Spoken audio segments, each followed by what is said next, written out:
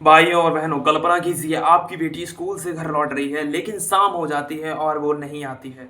Phone बंद, कोई खबर नहीं, दिल धड़कने लगता है, दिमाग में हजारों सवाल घूमते हैं। कहाँ गई, क्या सुरक्षित है या फिर हमेशा के लिए खो गई। ये सिर्फ कल्पना नहीं है, भारत में हर दिन हजारों परिवारों की हकीकत है।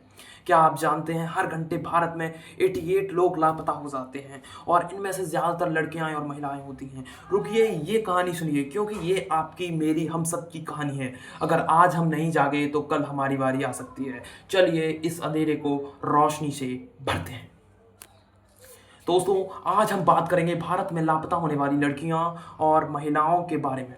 ये कोई नई समस्या नहीं है, लेकिन हम हर साल इस बीमारी से बढ़ते ही जा रहे हैं। सरकारी आंकड़ों के से पता चलता है कि 2023 में पूरे भारत में 8.5 लाख लोग लापता हुए। इनमें से सिर्फ 4.5 लाख लोग मिल पाए, मतलब आधे से ज़्यादा अब भी गायब हैं। और सबसे दुख की बात यह है कि इनमें से ज़्यादातर महिलाएं और बच्चियां थीं।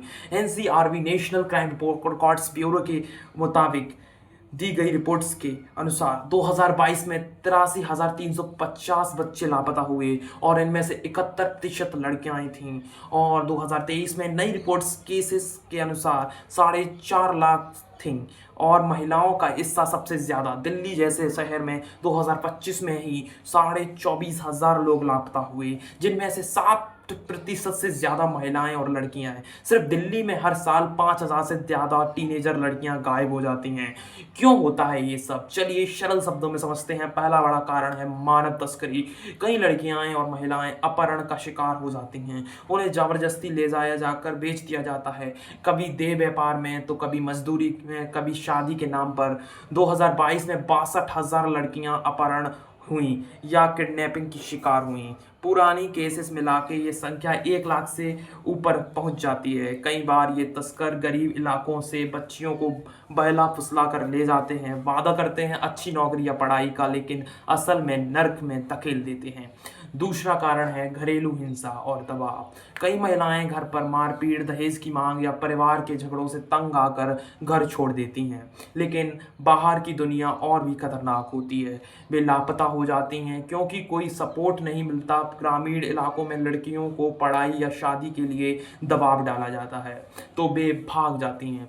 लेकिन भागने के बाद क्या? कई बार वे गलत हाथों में पड़ जाती हैं। तीसरा, शहरों में माइग्रेशन। गांव से शहर नौकरी की तलाश में आने वाली लड़कियां अक्सर गुम हो जाती हैं। ट्रेन स्टेशन, बस अड्डे जैसे जगहों पर तस्कर इंतजार करते हैं। बेंगलुरु जैसे शहर में 2023 से 2025 तक 10,000 बच्चे लापता हुए, जिनमें से 72% लड़कियां थीं। महाराष्ट्र, पश्चिम बंगाल, मध्य प्रदेश जैसे राज्य सबसे ज़्यादा प्रभावित हुए। वहाँ गरीबी, बेरोजगारी और कम शिक्षा के कारण ये समस्याएं ज़्यादा हैं। अब कुछ असली कहानियाँ सुनिए जो दिल को छू लेती हैं। और निर्भया केस को लेकर बात बताते हैं। वो तो बलात्कार था, लेकिन कई लापता लड़कियां ऐसी भी थीं जो हिंसा की शिकार होती जा रही हैं। जैसे 2022 में पश्चिम बंगाल से एक 14 साल की लड़की लापता हुई।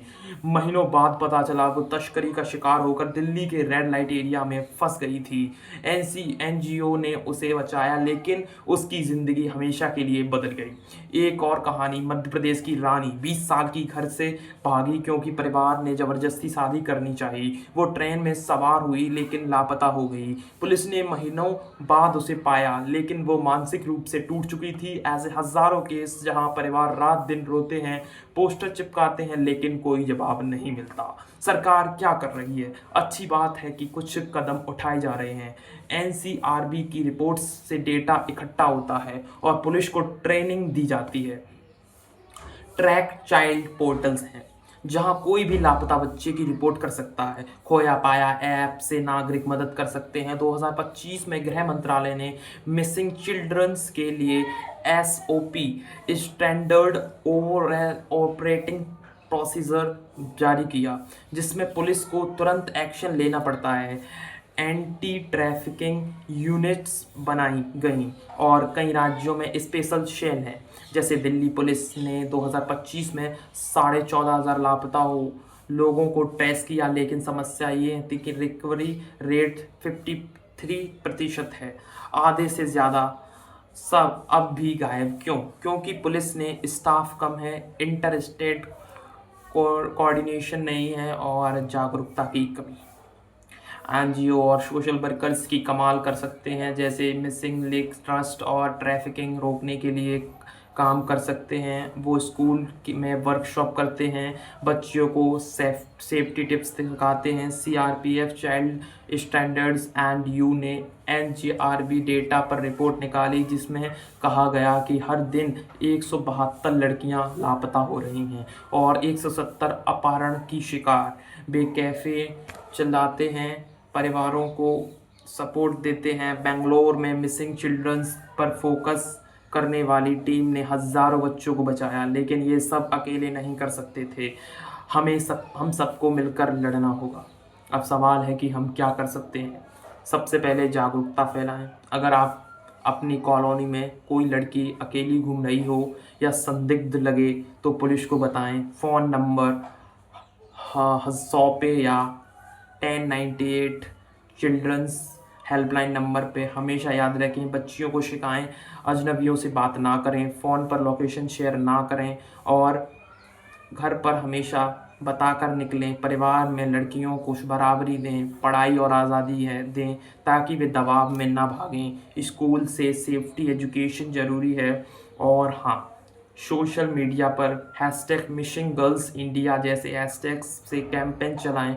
अगर कोई लापता है तो तुरंत FIR दर्ज कराएं, पोस्टर लगाएं, एनजीओ से मदद लें। दोस्तों, ये समस्या सिर्फ आंकड़ों की नहीं, इंसानियत की है। हर लापता लड़की एक परिवार का सपना तोड़ती है, एक समाज को कमज़ोर करती है। 2025 में दिल्ली में ही 52,000 पुराने केसेस अनसॉल्व्ड हैं।